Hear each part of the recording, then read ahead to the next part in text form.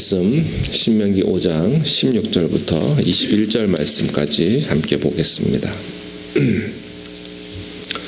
신명기 5장 16절부터 21절 한 절씩 교독하시겠습니다. 제가 먼저 읽겠습니다.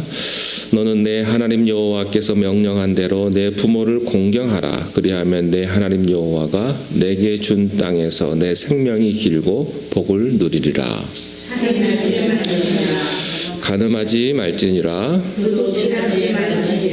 내 이웃에 대하여 거짓 증거하지 말지니라. 내 이웃의 집이나 그의 가치나 그의 양쪽이나 그의 여종이나 그의 소나 그의 낙이나 내 이웃의 모든 소유를 탐내지 말지니라. 아멘. 십계명의 처음 부분은 하나님과 우리와의 관계에 대한 내용입니다. 그리고 후반부는 오늘 본문인데요, 우리와 우리 사이 사람끼리의 관계를 말씀하고 있습니다. 우리가 크리스천으로서 살아간다고 하는 것은 하나님과의 수직적인 관계와 또 사람과의 수평적인 관계의 밸런스입니다. 중요한 것은 우리가 사람의 관계는 하나님과의 관계가 건강하게 맺어질 때 나오는 힘에 기초한다고 하는 사실입니다. 어떤 사람은 하나님에게는 잘하는 것 같은데 근데 사람과의 관계를 보면 또 영 아닌 분들도 있습니다. 교회도 열심히 하는 것 같고 또 봉사도 많이 하는 것 같은데 사람과의 관계는 굉장히 불편한, 본인은 그것이 의를 위해 받는 핍박이라고 생각하는데 그게 아니죠. 사람과의 첫 계명은 내 부모를 공경하라. 이게 사람과의 첫 번째 계명입니다. 우리 한국 사람들은 유교 사상이 있어서 유교 사상에서 가장 강조하는 게 부모에게 효도하는 건데, 그렇지만 하나님께서 요구하시는 부모에게 순종하고 공경하라는 말씀은요, 그 차원을 넘어서는 것입니다. 자, 하나님께서는 하나님 자신을 우리가 하나님을 부를 때 아버지라고 부르도록 하셨습니다.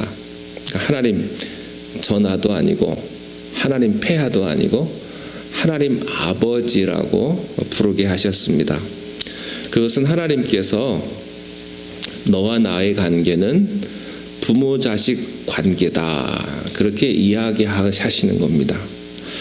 하나님은 우리가 부모님을 순종하면서 동시에 하나님 순종하는 것을 배우기를 원하십니다. 아이를 낳는 게 얼마나 힘듭니까? 정말로 부모님은 목숨을 걸고 자식을 낳아서 생명을 걸고 자식을 키우죠. 낳는 것보다 더 고통스러운 건 키우는 거 아닙니까? 평생을 자식의 태어나면서부터 아이를 키우고 사랑으로 그렇게 하는데, 예수님께서 십자가에 못 박혀서 이렇게 목숨을 바치면서 우리를 거듭나게 하시고 그리고 지극한 정성으로 우리를 키우는 것과 같습니다. 하나님께서는 부모를 순종함으로 또 아버지를 순종하는 마음을 깨닫기를 원하십니다. 우리가 정말로 눈에 보이는 부모를 순종하는 것은 눈에 보이지 않는 부모님을 순종하는 것, 공경하는 것과 같다, 이렇게 말씀을 하세요. 그래서 부모님을 높이고 부모님을 귀하게 여기는 것이 참 중요합니다. 자식이 부모님을 귀하게 여기지 않는 자식이 누가 있겠습니까? 다 귀하게 여기죠. 근데 가까이 있을 때는 잘 모릅니다. 근데 이상하게 가까이 있고 귀하는 것일수록 잘 모르는 것 같아요.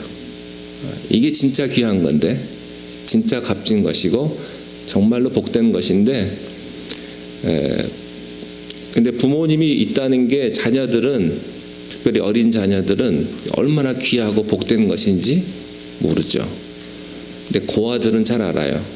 부모라는 존재가 얼마나 하늘 같은 존재인지를 알죠. 그렇지만 진정한 효도는 내 힘으로 할 수 있는 것이 아니다라는 사실입니다. 에베소서 6장 1절에도 보면 자녀들아 주 안에서 부모에게 순종하라 이런 말씀이 있거든요. 주님 안에서가 아니라면 우리가 부모님께 순종하기 힘들 때가 참 많이 있습니다. 왜냐하면 자식들도 바쁘거든요. 자식들도 힘들고 또 짜증나서 부모님에게 함부로 할 때가 많거든요. 그리고 무엇보다도 불완전한 부모님에게 순종하는 게 참 어렵습니다. 술버릇이 심해가지고 툭하면 집에서 행패를 부리는 아버지를 어떻게 공경하라는 말이냐. 그런 아버지 때문에 힘들어하시는 분들도 있고, 또 어떤 부모님은 도박에 다 빠져가지고 집안의 가산들을 다 탕진하고, 그리고 그렇게 식구들을 혹독하게 고생시킨 부모도 있죠. 근데 그런 부모님들도 순종하고 공경해야 되는 것인가? 쉽지 않은 답이죠.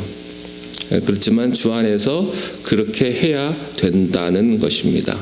주 안에서 주님의 도우심으로, 성령님의 도우심으로 우리가 무조건적으로 우리에게 주어진 부모님에게 순종하고 공경할 때 하나님께서 기뻐하십니다. 그렇게 할 때 어떻게 되냐? 내 하나님 여호와가 내게 준 땅에서 내 생명이 길고 복을 누리게 될 것이다. 이런 말씀을 하세요.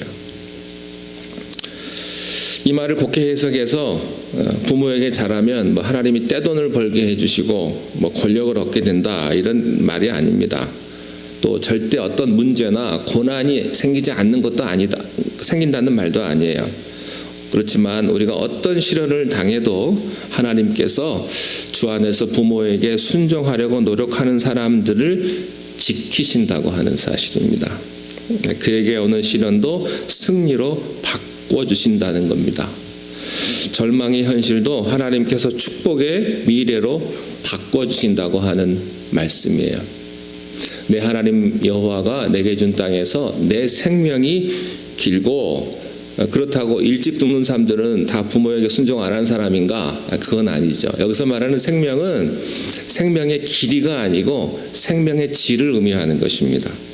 풍성한 밀도를 말하는 것이기도 하는 거죠. 하나님의 명령대로 부모에게 순종하는 자에게 하나님의 기름 부으심이 임할 것입니다. 어쨌든 우리에게 중요한 것은 부모님이라는 존재는 우리에게 가장 큰 축복이라는 사실을 우리가 매일 깨닫는 게 중요하다고 하는 말씀이죠. 두 번째는요, 살인하지 말지니라에 대한 말씀입니다. 여기서 말하는 살인은 의도된, 계획된 살인입니다. 이 계명의 목적은 인간 존중의 목적인데, 왜냐하면 생명은 하나님이 주셨기 때문입니다. 그래서 인간에게 생명을 주신 분이 하나님이시기 때문에 생명을 가져가시는 분도 하나님밖에 없습니다. 그런데 이 죄는, 이 살인은 죄와 관계가 있어요. 죄를 지은 인간이 최초로 한 행동이 살인이거든요. 가인과 아벨. 여러분, 살인은 멀리 있는 사람 죽이는 게 아닙니다. 형제를 죽이는 거예요. 가인 이후에도 살인은 끊임없이 계속이 되어 있죠. 자살도 살인이죠. 요즘에는 자기가 죽음을 선택할 수 있게끔 고통이 너무 심하면 닥터가 사인해주면 자기가 약도 먹고 그런 경우도 있는데, 어쨌든 자살은 살인입니다. 또 엄밀한 의미에서 낙태도 살인이에요. 근데 죄가 있는 곳에 살인이 도사리고 있고, 인간의 마음속에는 항상 조금만 자기에게 안 맞으면 남을 죽이고 싶은 그런 본능이 도사리고 있습니다. 그래서 살인하지 말라. 실제로 생명을 끊는 것만 살인하는 것이 아니죠. 예수님께서는 형제에게 분노하는 자도 살인하였다 이렇게 말씀하셨습니다. 사실 우리도요, 실제로 사람을 안 죽였을 뿐이지 속으로 죽이고 싶을 정도로 미워하는 사람들이 많지 않았습니까? 분노는 살인을 내포합니다. 살인 뒤에 숨어있는 무서운 그 죄의 힘이 분노거든요. 그래서 예수의 이름으로, 예수의 능력으로 용서를 해야 합니다. 이 분노를 씻어야 돼요. 여러분이 분노의 마음이 사로잡혀 있으면요, 이 분노가 가장 먼저 자기 자신을 파괴하고 여러분 주변을 파괴하고 이 세상을 파괴하는 것이죠. 십자군 전쟁 이후로 중동 사람들은 서구 기독교에 대한 그 분노의 그런 마음들이 계속 있었습니다. 죽여서 피는 피로 갚겠다고 하는 그런 것들을 버리지 못했어요. 그러니까 수백 년이 넘도록 피의 복수는 계속 되고 있죠. 서로 복수하는 거예요. 서로 죽이고 죽고. 그래서 그 이스라엘에 대한 그 복수, 이스라엘을 지원하고 있는 게 미국이니까 미국에도 테러를 하지 않습니까? 9.11 사태나 이런 것들. 그런데 모슬렘들은요, 그 모슬렘의 가르침이 생명이기 때문에 뭐 다 그렇지 않겠죠. 다들 평화를 원하고 다 좋은 사람들이 있습니다만, 여러분 그렇지만 중요한 것은 어느 순간에 그 사람들이 미국의 각종 경로로 들어와 있는 모슬렘권 사람들이요, 그 사람들이 테러리스트가 안 된다는 보장이 없는 거예요. 어떤 가르침을 받느냐에 따라서 다른 거예요. 제가 저희 집 주변에 공원을 이렇게 걸으면 모슬렘들이 그렇게 많아요. 잔디밭에 나와가지고 절하고 거기서 밖에서 기도하고 그러더라고요. 모슬렘들이 갈수록 더 많아집니다. 미국에서도 그렇고. 프랑스 같은 경우는요, 기독교 인구가 1%도 안 되는데 모슬렘 인구가 10%입니다. 프랑스 같은 경우는.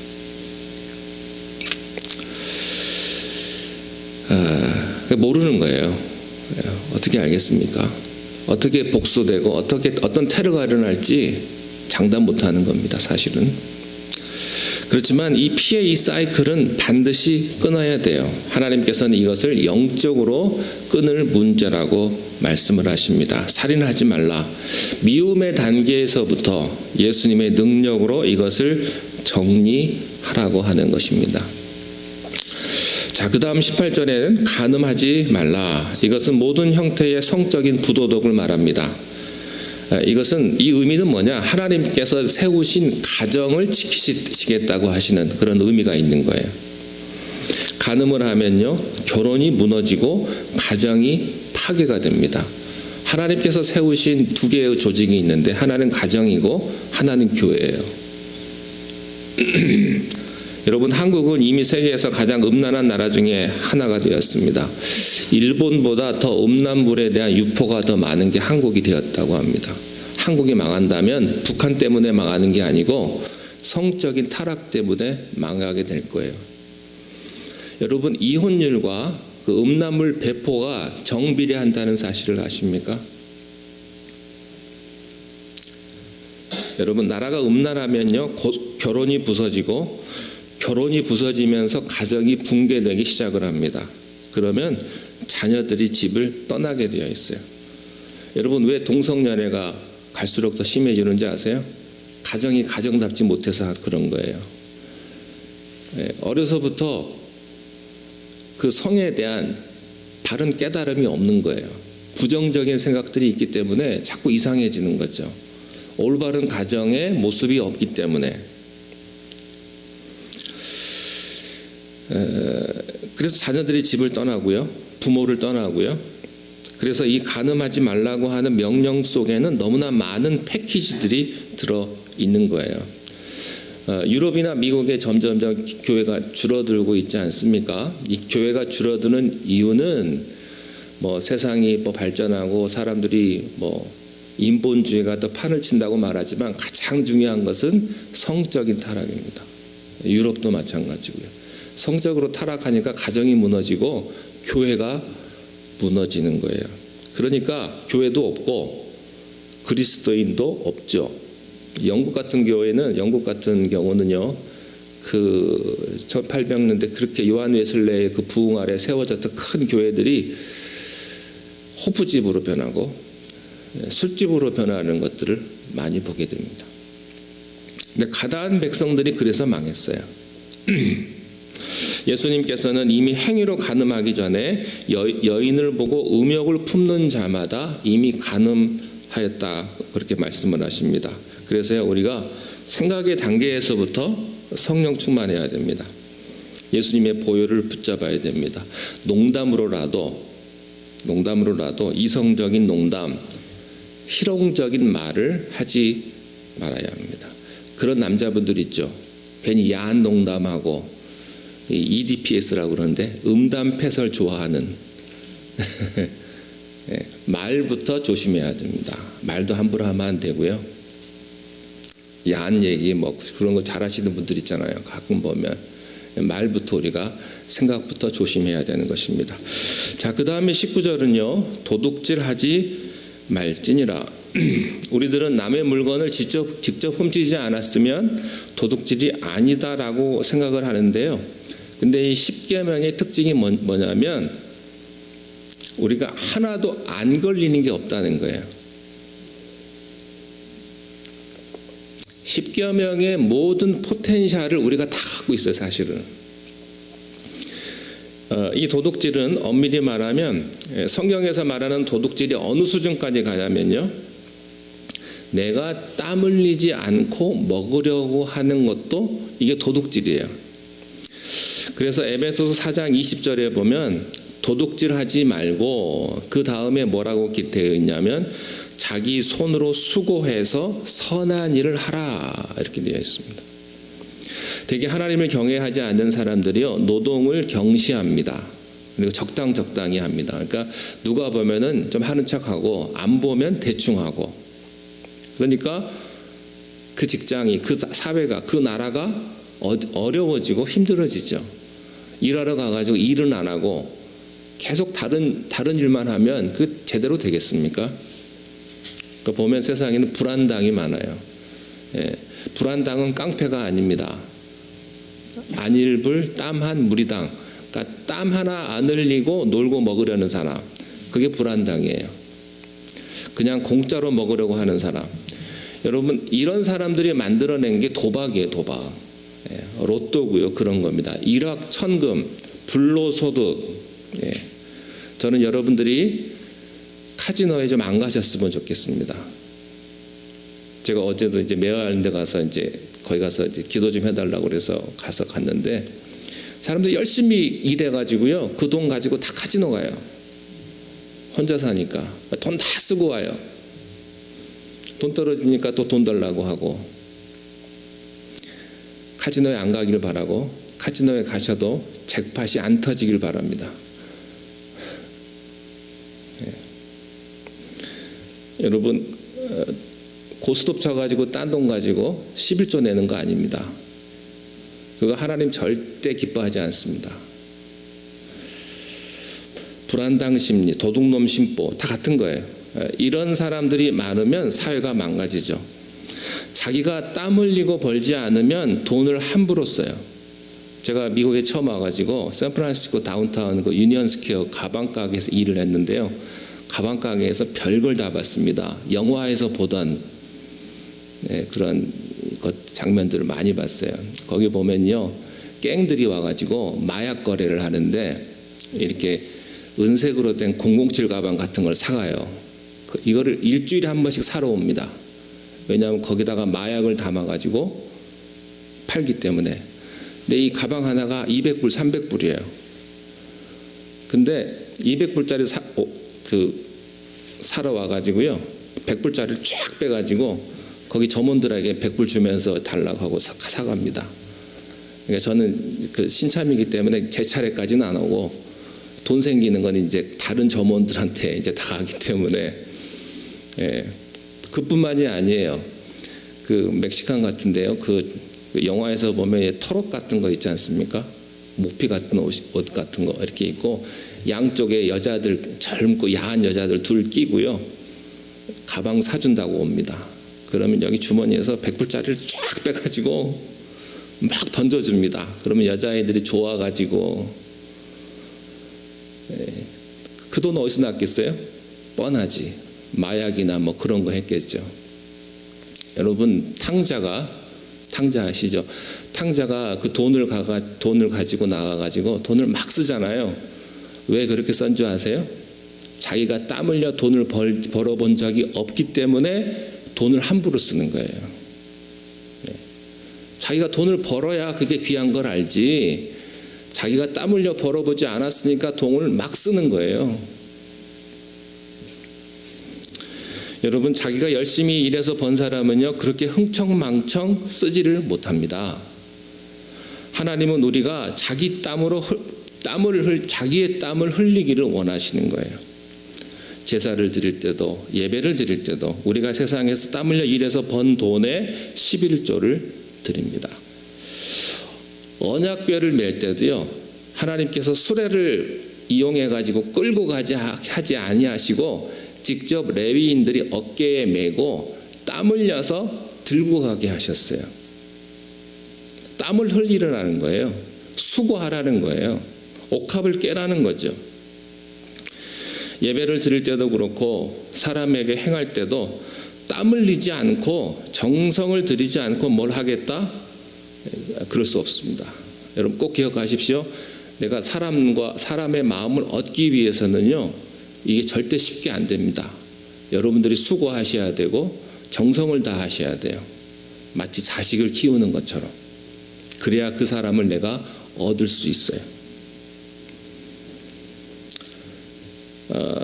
또 이런 것도 있어요.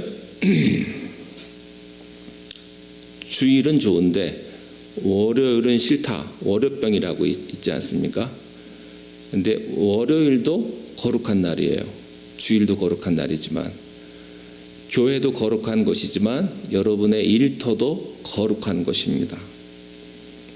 일은 저주가 아니에요. 축복이에요. 집에서 살림살이 하시는 것도 마찬가지입니다. 살림의 반대말이 죽임이잖아요. 집에서 살림을 잘못하면요, 가정이 죽어요. 그래서 집에서 살림하시는 분들 제일 큰 일을 하시는 겁니다. 왜냐하면 가정을 살리는 일을 하시기 때문에. 또 남의 시간도 도둑질하지 말아야 됩니다. 시간 약속 잘 안 지키는 사람, 남의 시간 도둑질하는 거예요. 그러니까 습관적으로 약속 안 지키시는 분 있잖아요. 시간 안 지키시고. 그건 꼭 남의 시간을 내가 도둑질한다는 사실을 꼭 깨달으셔야 됩니다. 누가 그러더라고요. 목사가 교인들 모아놓고 준비 안 된 설교를 하면 10명의 성도가 모였다면 10명의 그 성도의 시간을 도둑질한 거라고. 100명이 모였으면 100명의 시간을 도둑질한 거라고. 남의 시간 도둑질하는 거예요. 성도들의 시간을 도둑질한 거라고. 그건 하나님 앞에 심각한 죄입니다. 사람을 모았으면 은혜를 줘야지. 충분히 준비해가지고 그 사람들에게 영적인 선물을 줘야지. 그렇지 않고 대충 해버리면 그것도 다른 사람들의 시간을 도둑질하는 거라고 누가 그러더라고요. 저는 여러분의 시간을 도둑질하지 않았으면 좋겠는데, 여러분, 우리가 이런 생각으로 우리가 하나님 앞에서 우리는 정말로 땀을 흘리는 그런 정성 어린 삶을 살아갈 때 하나님께서는 우리의 모든 인간 관계를 축복하시고 또 건강하게 우리의 삶을 인도하실 줄로 믿습니다. 기도하겠습니다.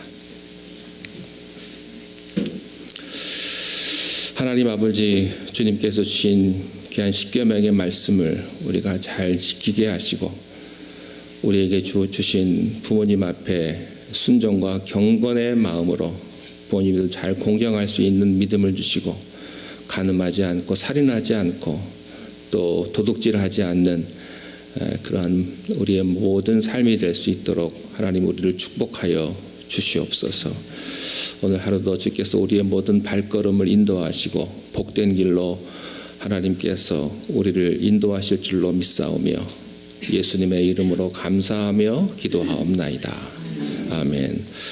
하늘에 계신 우리 아버지여, 이름이 거룩히 여김을 받으시오며 나라에 임하옵시며 뜻이 하늘에서 이룬 것 같이 땅에서도 이루어지이다. 오늘날 우리에게 일용할 양식을 주옵시고 우리가 우리에게 죄 지은 자를 사하여 준 것 같이 우리 죄를 사하여 주옵시고 우리를 시험에 들게 하지 마옵시며 다만 악에서 구하옵소서. 나라와 권세와 영광이 아버지께 영원히 있사옵나이다. 아멘.